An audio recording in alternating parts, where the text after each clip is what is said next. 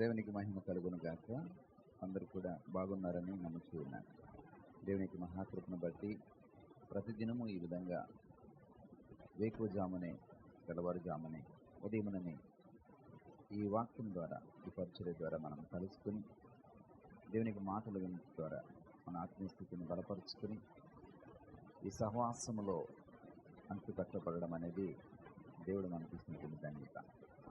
దేవుని యొక్క సేవకునిగా, రాయధారిగా, ఆయన యొక్క పనివాడిగా బాధ్యతను నేను నిర్వర్తిస్తూ ఉదయముననే ముందుకు ఈ వాక్యములను, దేవునికి మాటలను తీసుకుని వస్తున్నాను.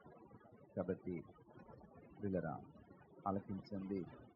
మీ ఆత్మీయ జీవితంలో మరి ఎదగాలని, అభివృద్ధి చెందాలని, తద్వారా మీ యొక్క కుటుంబాల్లో శాంతి సమాధానం నెలకొల్పబడాలని ప్రయాసపై పరిచయం చేస్తున్న తెల్లవారుజాముననే లేచుట ఉన్నటువంటి విజయాన్ని మనం ఒకసారి చూద్దాం. అబ్రహాము శోధన సమయాన్ని ఎదుర్కొంటున్నాయి. ఆదికాండము 22వ అధ్యాయంలో ఈ మాటలు రాయబడి ఉంటాయి, రికార్డు చేయబడి ఉంటాయి. ఈ దేవుడు అడిగినటువంటి ఇస్సాకు బలిని ఇవ్వడానికి అబ్రహాము ఒప్పుకొని ఇస్సాకును సిద్ధపరుచుకుని బలికి కావలసినటువంటి గాడిదను, అంటే ఆ ప్రయాణానికి కావలసినటువంటి గాడిదను, దానికి కావలసినటువంటి సామగ్రిని బలి వస్తువుగా ఇస్సాకును సిద్ధపరచుకుని అబ్రహాము బయలుదేరాలనుకున్నాడు.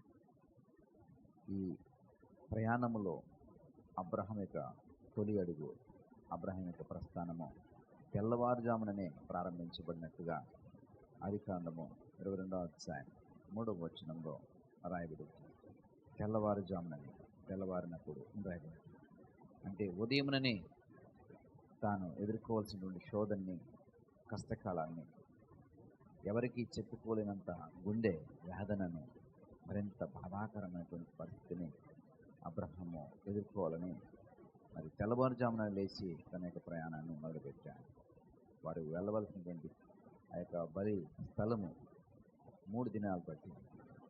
ఈ 3 దినాల ప్రయాణం తర్వాత అబ్రహాము తన కుమారుడిని బలి ఇవ్వడానికి సిద్ధపడుతున్నప్పుడు ఇస్సాకు అంటాడు ఏంటంటే, డాడీ, బలి ఇవ్వడానికి మరి ఈ గొర్రెపిల్ల ఎక్కడిది, మరి ఏది అని అడుగుతాడు. అప్పుడు అబ్రహాం అంటాడు, దేవుడే చూసుకుంటాడని చెప్తాడు. ఆ దుఃఖమును దిగునుకొని ఆ ఆ తీవ్రతను ఏమాత్రం కూడా వ్యక్తపరచకుండా మరి తన స్వాభావికంగా అతడు చాలా శాంతిగా, సమాధానంగా ఉన్నట్టుగా ఇస్సాకుతో మాట్లాడతాడు. సహోదరుడా, అంతటి దుఃఖమును దిగునుకుంటూ మరి ఇస్సాకును సిద్ధపరిచి బలి ఇవ్వడానికి సిద్ధపడినప్పుడు దేవుని యొక్క స్వరము అబ్రహాం వినబడింది. మరి అబ్రహాము శోధనలో గెలిచాడని దేవుడు నిర్ధారించుకున్నాడు. మరి సొంత కుమారుడిని కూడా ఇవ్వడానికి వెనకాడడు అబ్రహాము. తన యొక్క విధేయతన పట్ల సరైనదిగా ఉన్నదని నిర్ధారణ చేసుకున్న తర్వాత ఇదిగో ఇస్సాకు వద్దు, ఆ పొదలో ఉంటుంది ఆ యొక్క మరి గొర్రెపిల్లను తీసుకొచ్చి బలి ఇమ్మని దేవుడు చెప్తాడు. ఇక్కడ బలి యాగం జరుగుతుంది. తర్వాత అబ్రహాము దీనికి పెట్టినటువంటి పేరు ఏంటంటే, అంటే యెహోవా చేసినటువంటి ఈ పనిని బట్టి, యెహోవా చేసినటువంటి ఈ కార్యాన్ని బట్టి దేవుడు అనేటువంటి యెహోవాకు అబ్రహాం పెట్టినటువంటి పేరు ఏంటంటే యెహోవా ఈరే. యెహోవా ఈరే ఎక్కడ ప్రారంభించబడిందండి? తెల్లవారుజాముననే వారి యొక్క ప్రయాణం ప్రారంభించబడింది. ఏ దేవుని యొక్క పేరును మార్చడం ద్వారా, యెహోవా ఈరే అనేటువంటి నామకరణం జరుగుట ద్వారా ఈ ప్రయాణం ముగించబడింది. ఈ ప్రస్థానములో అబ్రహాము దుఃఖము దిగునుకున్నాడు. ఈ ప్రస్థానములో అబ్రహాము తన యొక్క కొడుకు మాటలకు జవాబు చెప్తూ తన ఆవేదన ఏమాత్రం కూడా వ్యక్తం చేయకుండా శాంతిగా నడిచిన వ్యక్తిగా మనకు కనబడతాడు. బలివలసినటువంటి సమయంలో మరి ఎంతో వేదనతో బలి ఇవ్వడానికి సిద్ధపడి దేవుని యొక్క స్వరమును విన్నటువంటి అబ్రహాముగా మనకు కనబడతాడు. తెల్లవారుజామున లేచి నీ ప్రయాణం ప్రారంభించు. తెల్లవారుజామున లేచి నీ పనులు ప్రారంభించు.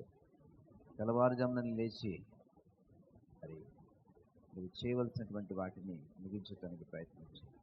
తెల్లవారుజాముననే నీ ప్రస్థానం ప్రారంభించబడితే నీకు విజయకేతనము ఎగరవేయడానికి దేవుడు పరిస్థితుల్ని అనుకూలపరుస్తాడు. నీకు ఈ క్రమశిక్షణ అలవాటు అవుతే దానిలో ఉన్న మాధుర్యము, దానిలో ఉన్నటువంటి ఉన్నతమైనటువంటి ఆ యొక్క దీవెనలు మీకు అర్థమవుతుంది. కాబట్టి ఒకసారి ప్రారంభించి దీవెనకరంగా కుటుంబాన్ని మార్చుకో. దేవుడు మిమ్మల్ని మీ కుటుంబాన్ని దీవించిన గాక. ఆమేన్. ప్రార్థన చేసుకుందాం. దయగల తండ్రి, కృపగల దేవా, మేల్కొల్పు ప్రార్థన ద్వారా ఇదిగో ప్రభు నీ వాక్యంతో మాతో మాట్లాడి ఉన్నారు. మేల్కొల్పు ప్రార్థన ద్వారా నీ వాక్యం మాకు అందించి ఉన్నారు. ఇదిగోనైనా ఈ మాటలు విన్న ప్రతి ఒక్కరి జీవితంలో ఇదిగో ప్రభా మరి మేలైన కార్యములు జరిగించారు. అబ్రహము శోధన ఎత్తుసిన మరి ఆ ఇరుకైనటువంటి పరిస్థితి గాఢాంధకార స్థితి, కానీ అబ్రహము ఇదిగోనైనా మరి నమ్మిక ఉంచి ఉన్నాడు. అయితే తెల్లవారినప్పుడే తన యొక్క ప్రయాణం ప్రారంభించాడు. 3 దినాలు నడిచాడు. శోధన జయించగలిగాడు. యెహోవా ఈరే అని నామకరణం చేస్తున్నాడు. మేము కూడా ఇలాంటి సాధనలు చేయడానికి, ఇలాంటి పరిస్థితులను మేము కలిగి ఉండడానికి సహాయం దయచేయండి. మహిమ గంట ప్రభావం మీరు పొందుతున్నాం. యేసు నామములో అడిగి పెట్టుకుంటున్నాం.